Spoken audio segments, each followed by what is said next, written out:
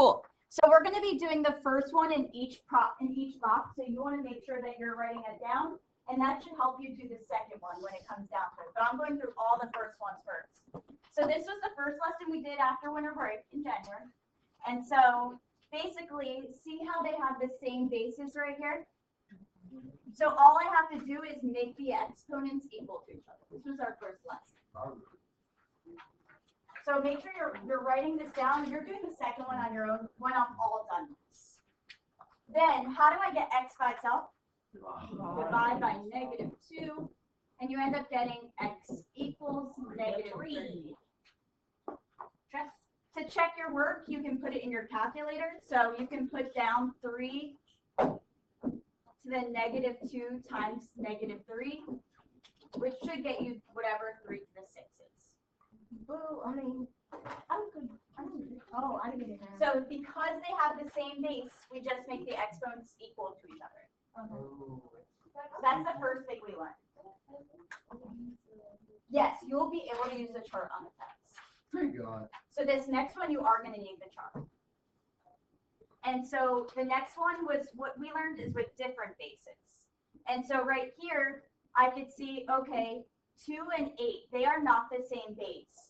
So remember, you need to look at that chart and figure out which column is 2 and 8 falling. 2 to the third. 2, right? And so I know they're both going to be 2s. And this one already is 2. So I'm just going to rewrite the exponent right there. What's 2 to the what power equals 8? 3. 3. So first you have to rewrite it. That second one, notice they're going to be 2 different bases. Then you solve. So now that they're both 2, I solve it the exact same way I did above. X plus 4 equals 3. And then how do you get x by itself? Subtract 4 on both sides, and you get x equals -1. To check your work, you can just plug it in. So 2 and then 4 plus -1 is 3, which 2 to the third is 8. So I know I did it correctly. Cool. Next one is number 3. And so this was the most confusing unit or lesson. This has been confusing for you guys all year, which is function notation. So notice that when the number's in the parentheses like this, what do you do with it? Oh, you plug it in. Plug it in for x. If it says find x when f of x equals 16, I plug it in for f of x. Does that make sense? Yeah. Wait. So like right here, when I type it into my calculator, I would type in 8 instead of x. I know I'm going to put -4 plus 3. Whatever your answer is your answer. Over here, we know that we would make it 16 is f of x. And you would need to solve it just like you solved the one above. So make them the same base and get your answer. Does that make sense? So that's not your answer. You're going to be solving. Cool. Number 4. So now we're on the front page. And so this one, some people are confused. You're just identifying if it's linear or exponential. So you're just writing linear or exponential. So this one says Miss T initially had $200 per bank account and earns $15 per week. Would that be linear or exponential? Linear. Linear, why? Because you're adding 15. It is per, and because we're adding 15 each week.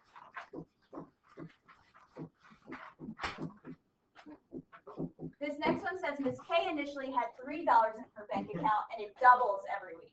Exponential. That would be exponential. Why? Because it says double every I didn't find that big. And so doubles means multiplies by 2. 2. So the next problem, you're just writing also linear exponential. Cool. Number 5.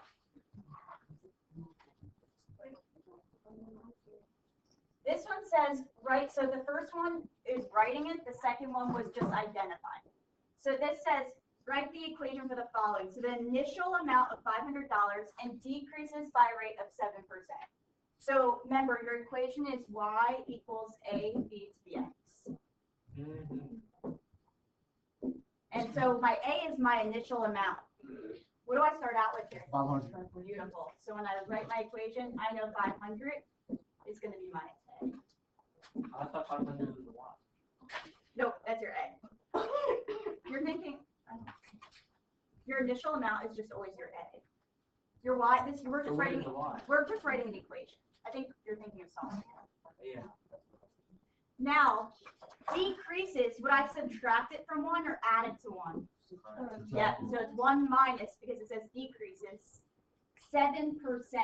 How do I turn that into a decimal? Divided by 100. Divide by 100, or am I, what do you do? She presses the percent button in the calculator, and then turns it to a decimal. And what do you get? Perfect.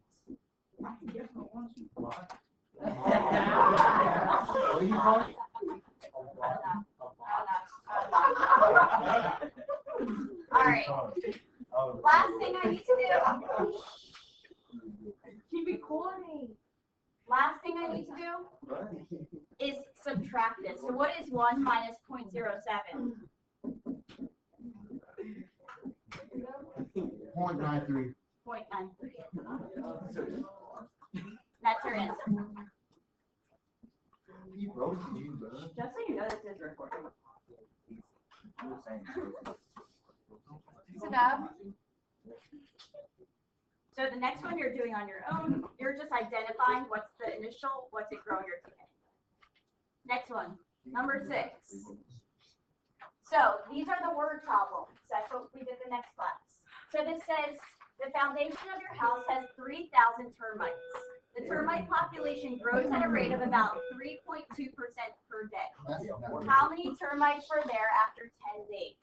So first I need to figure out my equation. What is my A and my B? So what is my A, my initial amount? 3,000. 2,000. Beautiful. So I'm gonna put 3,000 right here, Jordan. Then my B, is it growing or decaying?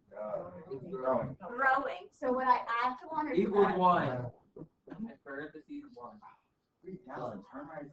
And then how do I get 3.2% as a decimal? Divided by 100. Or click the percent. What do you get? There's a, I can show you. She found it. It's 0.03.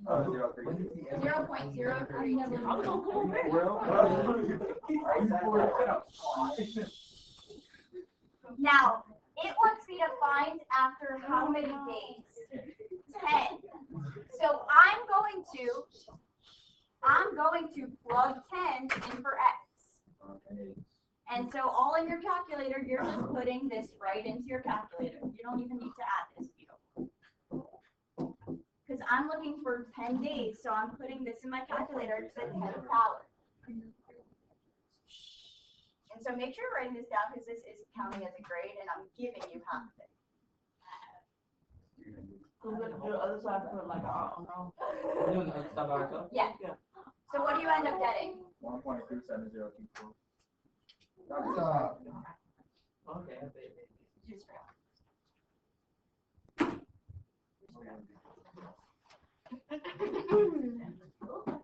Oh. I don't know how. So it ends up being 4110, but it's 0.7, so I'm going to round up to 1.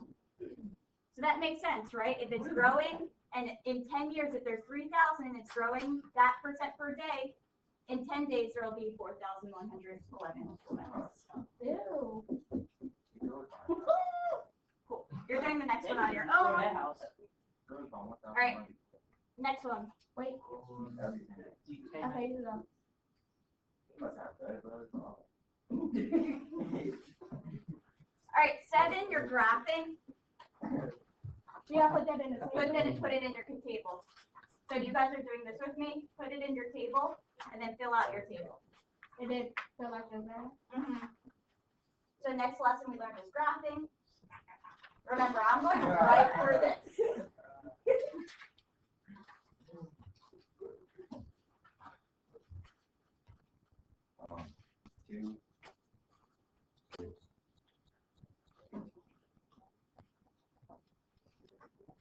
Can you say it again? 2, 6, 18. Now subtract. remember this. Well, There's no 18. What? There's no 18. For the graph, it's oh, so only graph the points you can. So like 0, 2, 1, 6. You can only do the first. Yeah. Wait, does it matter which way you did it? no. I did it. wrong. Yeah, that's fine. All right, next one. This one says from the parent function, y + 5 to x, list all the transformations. So that next lesson was transformations.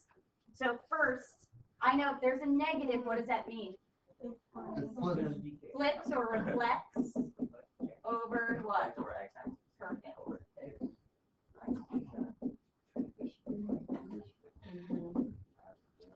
If there's a number right there, what does that mean? Vertical? Vertical stretch, good.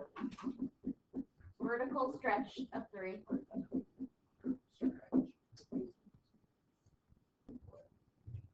If there's a -1, what is in the exponent? What does that mean? Shift right.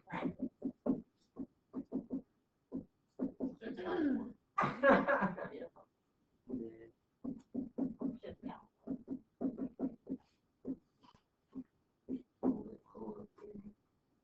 And so the next one, you're writing the equation. I'm telling you I want it left 1 and up 5, so you're writing the equation.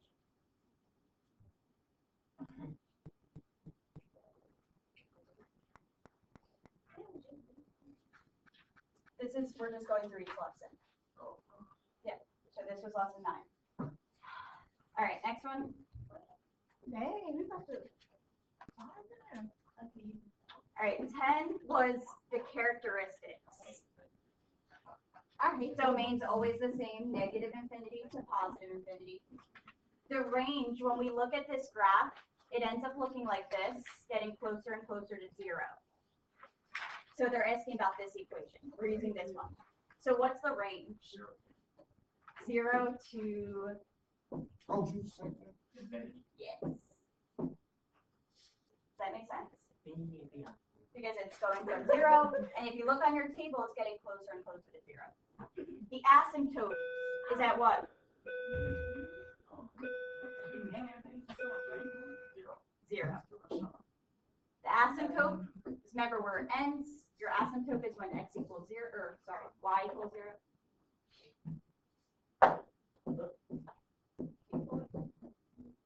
Uh-oh.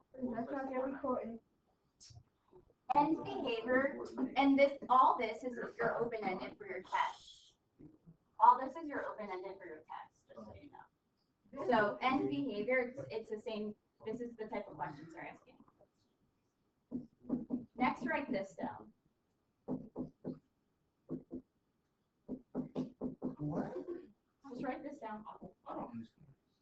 And so this is what end behavior looks like. And so that's why I want you to just write this down. So this is going to be given. The only thing you're ever filling in is this right here. And so I'll explain what that means.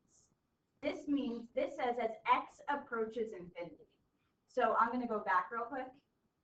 And so I'm looking as x is getting larger. What's happening to my y value? It's increasing all the way up to, and it's going forever. So what does it go to? Infinity. Infinity. So what this is saying is x is getting larger, y is getting towards infinity. What? This won't be it. The other one's descending. Because when we go back, as the x's are getting smaller, what is the y value getting closer? This one. To what number? 0. And so that's all you're going to be filling in. So end behavior, when it says to infinity, that just means looking at the graph as the x's get bigger, what's happening to my y's. Same thing here, as the x gets smaller, what's happening to your y's.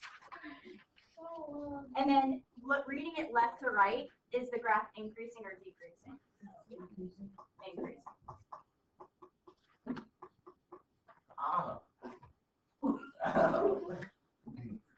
Everyone got this down?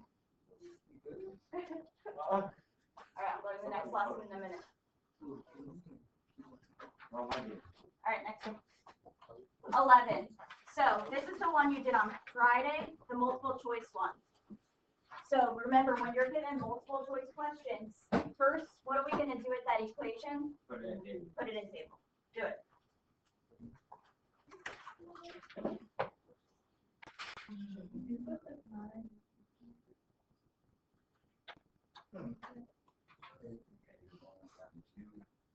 Can you say that one? 32, 4, 8. And it's just, I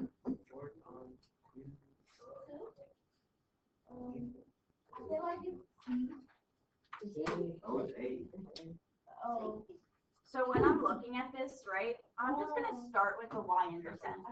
This y-intercept is like below 1. But our y-intercept we see right here is 4, right? So could this be our graph? No. No. This y-intercept's at 0. Could that be my graph? Nope, nope, nope, nope. This one's at 2.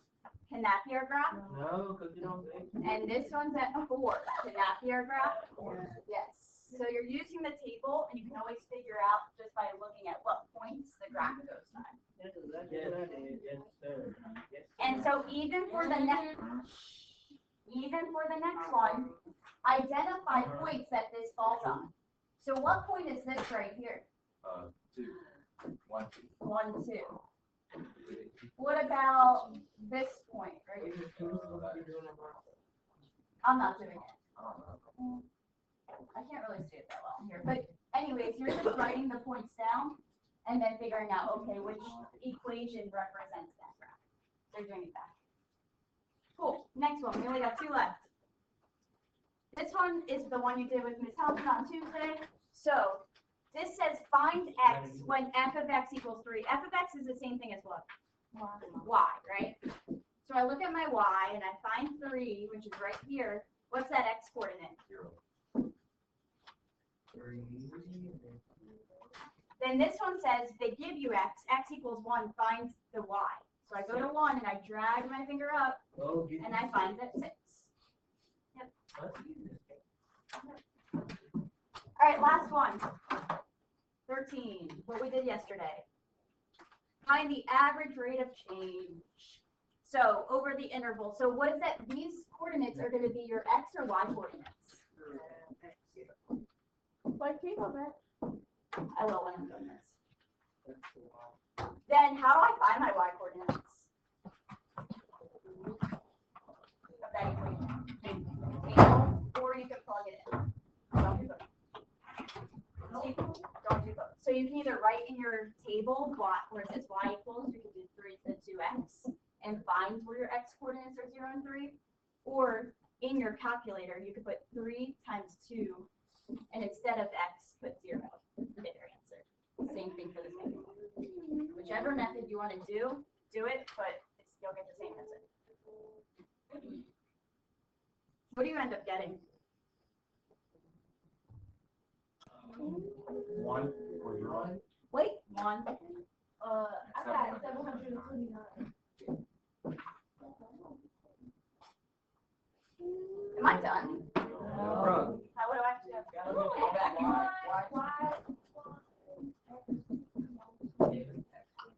and then I plug it into the formula. You're given the formula. But just remember, I'm not going to say, Naija, it's time to use the slope formula, right? You're going to have to know, okay, let me look at my formula sheet and use the slope formula.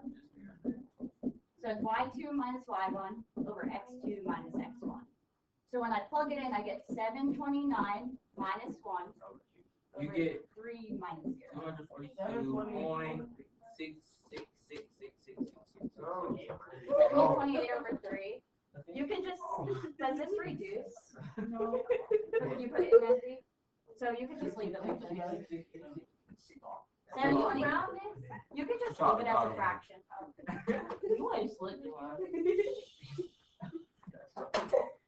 So, this is every lesson we learned. So now what you're going to do is you're going to go from the beginning and try each one on your own. And then after, assess yourself. Like, hey, I feel like I got this. Like, came back to me even though it's been a month.